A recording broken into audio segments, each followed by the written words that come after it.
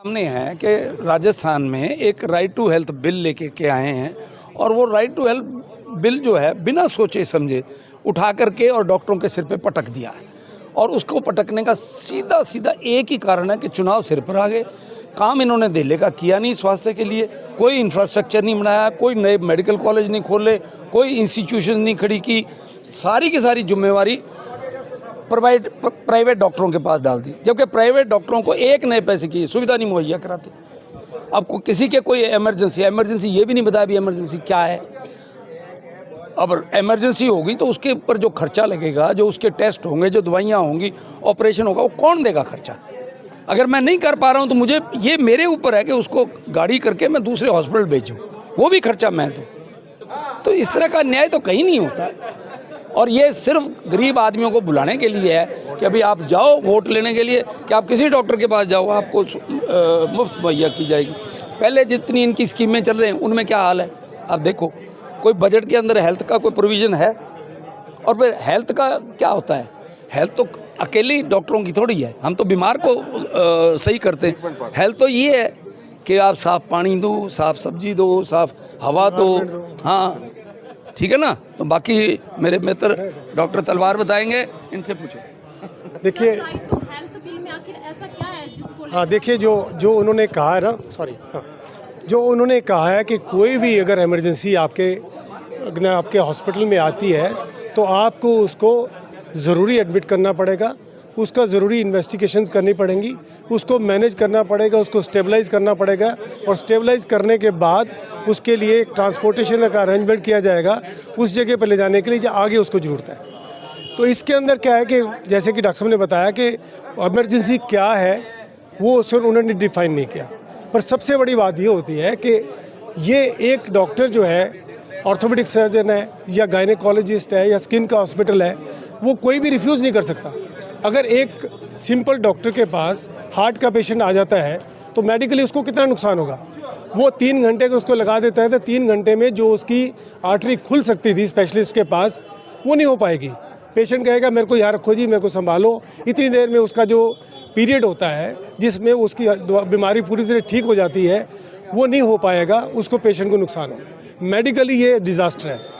इसी तरह को हेड इंजरी का पेशेंट आ जाता है, मेरे पास आ जाता है, मैं फिजिशियन हूँ, अगर मैं उसको स्टेबलाइज करता रहूँगा इतनी देर में उसको बेहोश हो जाता है, कन्वर्जन आने शुरू हो जाते हैं, उसकी डेथ हो जाती है, जो कि एक न्यूरो सर्जन उस टाइम में ठीक कर सकता था, तो वो भी उसको नहीं सुविधा नहीं मिल पाएगी। तो इसलिए ज़रूरी है कि डॉक्टर का डिसीजन होना चाहिए कि भाई आप किसको रखना है, किसको भेजना है, ना कि जो आगे आपको ट्रीट करना पड़ेगा। पहली बात, हर एक स्पेशलिटी का अलग अलग डॉक्टर। इकोनॉमिक फ्रंट पे ये बिल्कुल फेलियर है।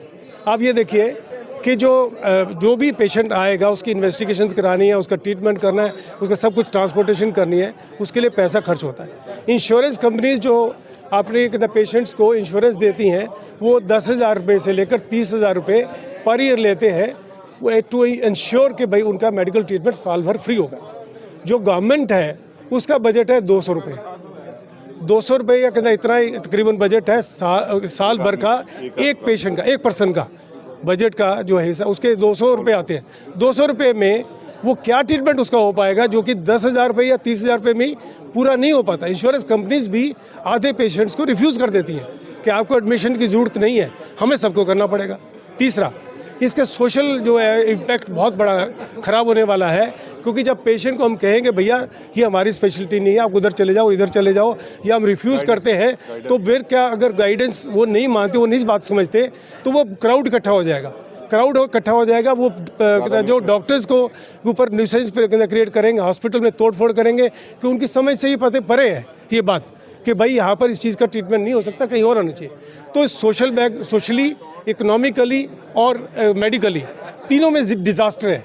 और पेशेंट के लिए तो है ही है, डॉक्टर्स के लिए सबसे बड़ी असुविधा है, क्योंकि जो स्कीमें पहले चल रही हैं जैसे आयुष्मान है, आयुष्मान के अंदर जो हमारा बिल जो उनके रेट्स बने हुए हैं उसमें अगर हम भेजते हैं, सपोज़ किसी पेशेंट का 15,000 रुपये बिल बना उनके रेट्स के हिसाब से, तो वो सिर्फ 5,000 भेज देते हैं, 10,000 नहीं भेजते, और उसके लिए कोई अपील नहीं है। अगर यही चीज़ फिर इन चीज़ों में आएगी, क्योंकि बजट तो है नहीं, ये तो होना ही होना है, पेमेंट नहीं आनी, तो उसके लिए डॉक्टर्स जिन्होंने सारे टैक्स देने हैं, हॉस्पिटल को मैनेज करना है, स्टाफ को मैनेज करना है, हॉस्पिटल चलाना है, मेंटेन करना है, क्योंकि इसीलिए तो वो लोग पेशेंट हमारे पास आते हैं। क्यों नहीं सिविल अस्पताल में जाते? क्योंकि वहाँ मेंटेनेंस प्रॉपर नहीं है, वहाँ पर केयर प्रॉपर नहीं है।